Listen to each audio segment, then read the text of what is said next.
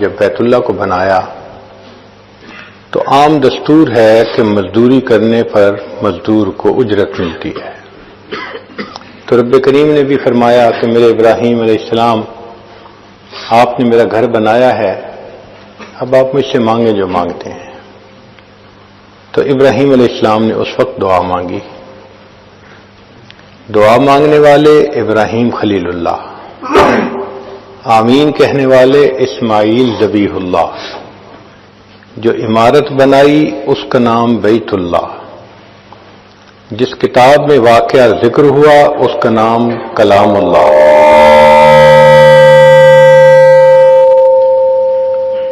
اور جن کے لیے دعا مانگی ان کا نام محمد الرسول اللہ. چنانچہ نبی ابراہیم علیہ السلام نے دعا مانگی، اے اللہ میں آپ سے دنیا کا مال و منال نہیں مانگتا، میں اور کوئی فضل و کمال نہیں مانگتا، تو میرے ابراہیم کیا مانگتے ہو؟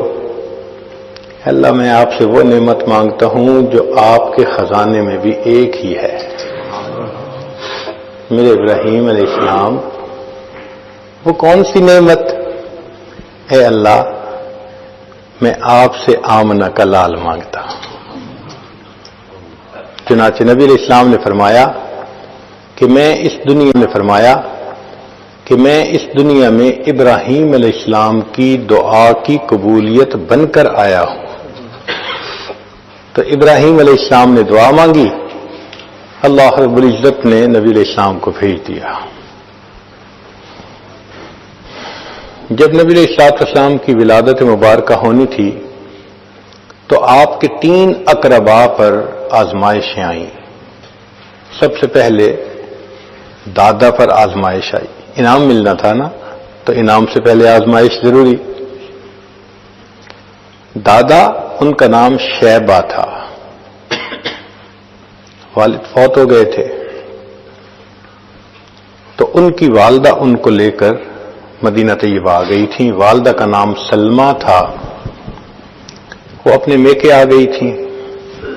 شیبہ ان کو اس لیے کہا گیا کہ جب وہ پیدا ہوئے تو ان کے کچھ بال سفید تھے پیدائشی طور پہ، تو بوڑھے کو شیبہ کہتے ہیں، تو ان کا نام شیبہ پڑ گیا. جب والد کی وفات کے بعد مدینہ طیبہ میں وہ رہنے لگے تو بہت ہی غربت کے حالات تھے. جس کا باپ نہیں ہوتا اس کا خیال رکھنے والا کوئی نہیں ہوتا. چنانچہ مکہ مکرمہ کا ایک آدمی مدینہ طیبہ گیا تو اس نے چند نوجوانوں کو تیر اندازی کرتے دیکھا. ان میں سے ایک ایسا تھا کہ جب تیر لگاتا نشانے پہ لگتا، اور وہ بڑے ترنگ میں کہتا، فخر سے کہتا، میرا تیر نشانے پہ لگنا ہے، میں فلاں کی اولاد ہوں. اس نے پوچھا یہ کون ہے؟ بتایا گیا کہ یہ فلاں کی اولاد ہے، اور یتیم ہونے کے بعد یہ اپنی والدہ کے ساتھ رہتا ہے. وہ ان کے چچا مطلب کا دوست تھا وہ آدمی. جب مکہ مکرمہ واپس آیا تو اس نے اپنے دوست کو کہا یہ کیا بات ہوئی بھائی، تمہارا بھتیجا اتنے غربت کے حالات میں رہتا ہے، تم اس کو نہیں سپورٹ کر سکتے، تمہیں اتنی بھی حیا شرم نہیں آتی، کہنے کو تم بڑے اشراف میں سے ہو. حتیٰ کہ مطلب نے قسم کھا لی کہ جب تک میں اپنے بھتیجے کو اپنے پاس نہیں لے آؤں گا میں چین سے نہیں بیٹھوں گا. چنانچہ مطلب مکہ مکرمہ سے مدینہ طیبہ آئے اور بچے کی والدہ سے بات کی. والدہ نے اپنے رشتہ داروں سے مشورہ کیا، سب نے کہا بڑا خاندان ہے، وہاں جائے گا، سہولت سے رہے گا، اچھی تعلیم تربیت ہوگی، تم بچے کی اچھائی کی خاطر اس کو بھیج دو. تو والدہ نے بھیج دیا. تو یہ شیبہ اپنے چچا کے ساتھ واپس مکہ مکرمہ آئے. اب چچا سواری پر بیٹھے ہیں اور یہ اٹھتی جوانی بچہ، یہ لڑکا پیچھے بیٹھا ہے. جب مکہ مکرمہ میں انٹر ہوئے تو مطلب کو لوگوں نے دیکھا کہ ایک لڑکے کو لے کے آ رہے ہیں، تو وہ سمجھے اپنے لیے کوئی غلام لائے ہیں، خادم لائے ہیں. تو انہوں نے اس بچے کا نام عبد المطلب رکھ دیا. یہ غلام نہیں تھا مگر نام پڑ گیا، عبد المطلب پڑ گیا۔ یہ عبد المطلب جب یہاں پلا بڑھا، اس میں معاملہ فہمی اتنی اچھی تھی، اس میں لیڈرشپ کوالٹیز تھیں، اس میں کرائسس مینجمنٹ تھی، یہ اتنا اچھا بنا کہ لوگوں نے اس کو بیت اللہ شریف کا والی بنا دیا، کنجی اس کے حوالے کر دی۔ اب قریش مکہ میں سے بڑی عزت کی بات تھی کہ کسی کے پاس بیت اللہ کی چابی ہوتی، چنانچہ انہوں نے یہ نیت کر لی کہ بیت اللہ کے قریب زمزم تھا کنواں جو اب بند ہو گیا تھا، میں اسے ڈھونڈ کر رہوں گا۔ تو یہ کدال لے کر مکہ مکرمہ کی زمین کو کھودتے تھے، وہ نیچے پتھر ہوتے تھے، سارا دن پتھر توڑ توڑ کے تھک جاتے تھے، پانی کا نام و نشان نہیں تھا، لوگ ہنستے تھے۔ انہوں نے منت مان لی کہ میرے 11 بیٹے ہیں اور اگر مجھے زمزم مل گیا تو ان میں سے ایک بچے کو میں اللہ کے نام پہ قربان کر دوں گا۔ اللہ کی شان، ایک وہ دن آیا کہ جب ان کو زمزم مل گیا، چٹان تھی وہ ٹوٹی اور نیچے سے کنواں، تو ابراہیم علیہ السلام کے بیٹے اسماعیل علیہ السلام کی وجہ سے جو کنواں چشمہ برآمد ہوا تھا اس کا پانی دوبارہ آ گیا۔ پانی نکلنے سے اب وہاں لوگوں کے لیے رہنا آسان ہو گیا، چونکہ پہلے تو پانی تھا ہی نہیں۔ اب وہاں بستی بننے لگی، مکہ مکرمہ کا شہر آباد ہونے لگا، تو قبیلے کے لوگ بڑے خوش تھے کہ ہم نے جس کو بڑا سمجھا اس نے واقعی بڑا کام کر کے دکھا دیا۔ تو یہ عبد المطلب نبی علیہ السلام کے دادا تھے۔ اب لوگوں نے کہا کہ آپ نے تو قسم اٹھائی ہوئی ہے کہ ایک بچے کو آپ اللہ کے نام پہ قربان کریں گے۔ انہوں نے کہا، چنانچہ انہوں نے سب بچوں کے نام لکھے، قرہ ڈالا، قرہ عبداللہ کے نام نکلا۔ ان کا ایک بیٹا عبداللہ کے نام سے تھا، عبد المطلب کا۔ انہوں نے نیت کر لی کہ میں اس بیٹے کو قربان کروں گا۔ لوگوں نے کہا کہ تم ایسا کرو کہ عبداللہ کی بجائے اونٹ قربان کر دو۔ انہوں نے کہا بہت اچھا۔ اب انہوں نے دوبارہ قرہ ڈالا، عبداللہ کو قربان کروں یا 10 اونٹوں کو؟ عبداللہ کا نام نکلا۔ عبداللہ کو قربان کروں یا 20 اونٹوں کو؟ عبداللہ کا نام۔ وہ 10 اونٹ بڑھاتے گئے۔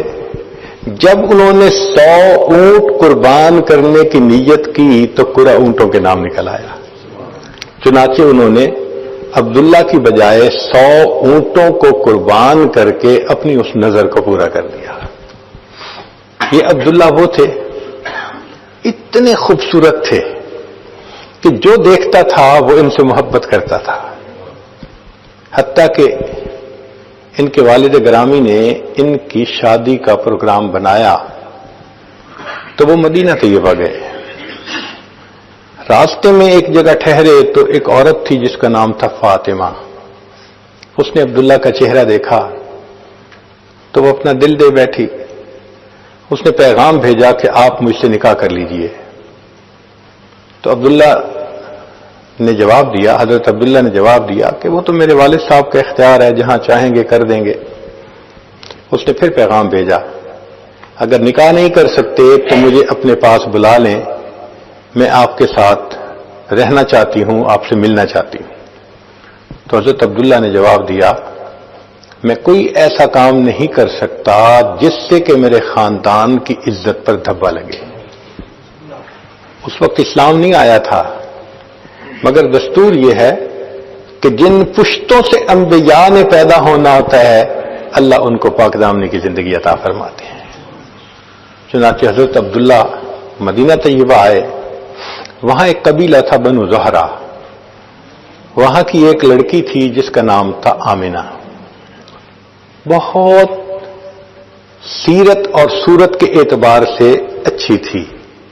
اس کا رشتہ پسند کر لیا گیا۔ جس وقت شادی طے ہوئی تھی اس وقت حضرت عبداللہ کی عمر 17 سال سے کچھ اوپر تھی اور آمنہ کی عمر 2 سال چھوٹی تھی۔ شادی ہو گئی۔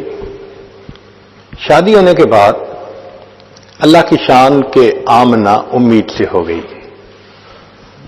اب ابتدائی مہینے تھے، ایک قافلہ شام کی طرف جا رہا تھا، تجارتی قافلہ۔ تو حضرت عبداللہ کو مشورہ دیا سب نے، نوجوان ہیں، آپ بھی تجارتی قافلے کے ساتھ جائیں، کچھ مال لائیں، پروفٹ ہوگا تو اچھا ہوگا۔ تو حضرت عبداللہ نے بھی جانے کا ارادہ کر لیا۔ اب شادی کے ابتدائی مہینوں میں میاں بیوی کی یہ جدائی، یہ دلوں کے اوپر بہت بوجھ تھی۔ چنانچہ جب حضرت عبداللہ نے جانا تھا تو بی بی آمنہ بہت اداس تھی۔ جب ان کو چھوڑنے کے لیے دروازے تک آئیں تو حضرت عبداللہ نے ان کا دل رکھنے کے لیے کہا، میں تجارتی سفر پہ جا رہا ہوں آمنہ، جب کچھ عرصے کے بعد میں لوٹ کے آؤں گا تو تم دروازے پہ اسی طرح آ کے میرے استقبال کے لیے کھڑے ہونا۔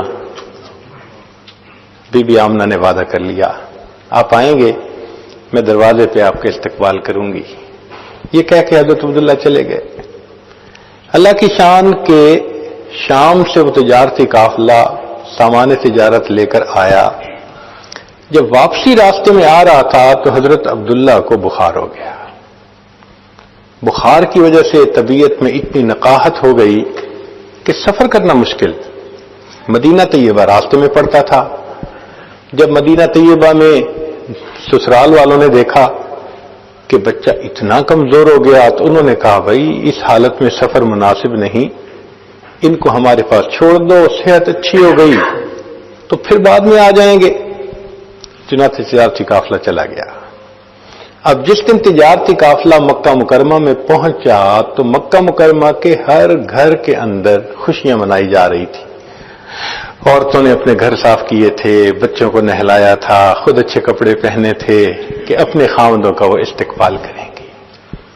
بی بی آمنہ بھی اسی طرح صاف کپڑے پہنے، خوشبو لگائی، دروازے کے قریب آ کر کھڑی ہو گئیں۔ وہ اس انتظار میں تھیں کہ میرے میاں آئیں گے، مگر قافلے میں آنے والے سب لوگ اپنے اپنے گھروں کو چلے گئے۔ بی بی آمنہ کو بتایا گیا کہ آپ کے خاوند نہیں آئے۔ اس وقت ان کی عمر 16 سال تھی اور حضرت عبداللہ کی عمر 18 سال تھی۔ اب اس ینگ ایج میں ایک بچی کی شادی ہو گئی اور وہ امید سے ہے اور خاوند نہیں پہنچا تو دل پہ بہت صدمہ ہوا۔ چنانچہ اسی وقت کچھ رشتہ دار مکہ مکرمہ مدینہ طیبہ گئے کہ ہم حضرت عبداللہ کو لے کر آتے ہیں۔ اللہ کی شان کے وہاں پہنچے، حضرت عبداللہ اللہ کو پیارے ہو گئے تھے۔ اب جب یہ خبر پہنچی تو بی بی آمنہ کے لیے یہ بہت بڑا صدمہ تھا۔ تو نبی علیہ السلام کی تشریف آوری سے پہلے 3 اقرباب کے اوپر امتحان آیا۔ ایک شیبہ عبد المطلب کے اوپر، ایک ان کے بیٹے عبداللہ کے اوپر، اور ایک ان کی جو بہو بنی بی بی آمنہ، ان کے اوپر امتحان آیا۔ نبی اسلام کی ولادت سے پہلے آپ کے والد ماجد دنیا سے چلے گئے تھے۔ بی بی آمنہ کے اوپر کیا صدمہ تھا، ذرا اس کا اندازہ لگائیے کہ 16 سال کی عمر اور امید سے بھی ہو اور خاوند دنیا سے چلا جائے تو لگتا ہے کہ دنیا تو تاریک ہو گئی، مگر بی بی آمنہ نے بڑے صبر سے اس صدمے کو برداشت کیا۔ بی بی آمنہ فرماتی ہیں کہ جن دنوں میں حاملہ تھی میں کچھ عجیب باتیں دیکھتی تھی۔ جب میں زمزم بھرنے کے لیے گھر سے چلتی، راستے میں اگر کوئی درخت ہوتا تو وہ جھکتا تھا، اس کی ٹہنیاں جھکتی تھیں۔ میں نہیں سمجھتی تھی کہ یہ کیا ہے۔ جب میں زمزم بھرنے کے لیے کنویں کے قریب جاتی تو زمزم کا پانی اوپر بالکل سطح کے قریب آ جاتا تھا۔ میں آسانی سے زمزم بھرتی تھی۔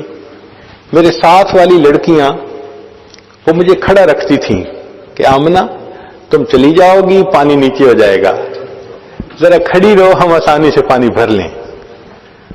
تو میں یہ برکتیں دیکھتی تھی اور میں دل میں سوچتی تھی کہ شاید جو ہونے والا بچہ ہے یہ اس کی کوئی برکت ہو، مگر مجھے جو حمل کے 9 مہینے تھے نہ تکلیف ہوئی، نہ سر درد ہوئی، نہ کوئی اور ایسی چیز محسوس ہوئی. میں نے بہت سہولت سے وہ وقت گزار لیا، حتیٰ کہ ایک ایسا وقت آیا کہ جب آسمان پر سرخ ستارہ طلوع ہو گیا. تورات کے اندر نبی علیہ السلام کی ولادت مبارکہ کے بارے میں یہ نشانی تھی کہ جب وہ ہستی دنیا میں پیدا ہوگی تو آسمان پہ ایک سرخ ستارہ چمکے گا. جب سرخ ستارہ چمکا تو اس وقت جو یہودی تھے مدینہ طیبہ کے قریب، وہ سب تلاش میں لگ گئے کہ کس کے ہاں بچے کی ولادت قریب ہے. مدینہ طیبہ میں پتہ کیا تو کسی کے ہاں ولادت قریب نہیں تھی. عورتیں حاملہ تھیں مگر ابھی ان کو کئی مہینے چاہیے تھے. پھر انہوں نے سوچا اچھا مکہ مکرمہ میں پتہ کرواؤ. جب مکہ مکرمہ میں پتہ کیا تو پتہ چلا کہ حضرت عبداللہ کی بیوی حاملہ ہے اور اس وقت اس کی ولادت کے ایام بھی قریب ہیں.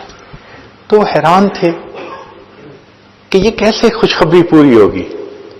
اللہ کی شان، نبی علیہ الصلوۃ والسلام کی جس رات ولادت ہونی تھی، آپ فرماتے ہیں کہ ہمارے گھر میں اس وقت تیل کا چراغ نہیں تھا، گھر میں اندھیرا تھا. اللہ اکبر کبیرہ. غربت کا یہ عالم تھا کہ چراغ جلانے کے لیے تیل نہیں تھا، اندھیرا ہی اندھیرا تھا پورے گھر میں. مگر اللہ کی شان کہ رات کو سحری کا وقت تھا کہ جب نبی علیہ الصلوۃ والسلام کی ولادت مبارکہ ہوئی. مگر اس رات کسریٰ کے محل کے 14 کنگرے گر گئے. فارس کا ایک آتش کدہ تھا جس میں 1000 سال سے آگ جل رہی تھی، وہ آگ اچانک بجھ گئی. دریائے سارا کا پانی ختم ہو گیا، خشک ہو گیا. کسریٰ نے خواب میں دیکھا کہ اس کے گھوڑے ہیں اور عربی اونٹ ان گھوڑوں کو جزیرہ عرب سے باہر نکال رہے ہیں. تو اس نے لوگوں سے پوچھا کہ کیا؟ بتایا گیا کہ کوئی بچہ پیدا ہوگا جو تخت و تاج چھینے گا. اس کو بڑی فکر ہوئی. انہوں نے کہا نہیں، وہ جو تمہارے 14 کنگرے گرے تو 14 پشتیں جب گزریں گی پھر جا کے وہ آئے گا. اس کو تسلی ہو گئی. اور اس کو یہ نہیں پتا تھا کہ آنے والے وقت میں ایک کے بعد دوسرا جو تاج پہنتا گیا وہ تھوڑے دن بعد مرتا گیا. اور صحابہ کے زمانے میں وہ 14 باتیں پوری ہو گئیں اور اللہ نے صحابہ کے ہاتھ پہ کسریٰ کو فتح کروایا.